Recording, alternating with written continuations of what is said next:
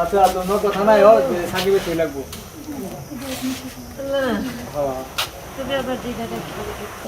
মোরা লাশ মাটি দিতে আইছিল ফুলপুর আয়া হেরাই অবস্থা করি খারাপ হয়েছে।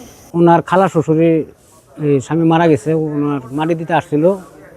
এখন যাওয়ার পথে অটো এবং ট্রাক সংঘর্ষে সে মারা গেছে। মেনে নেওয়ার জন্য যোগ্য না, তবু মেনে নিতে হয়। সংঘর্ষে আঘাতে মারাই গেছে, আমাদের কোনো দাবি দেওয়া নেই। এখন প্রশাসনিকভাবে যদি তারা সহযোগিতা করে তাহলে তো আমরা বিচার অবশ্যই চাই।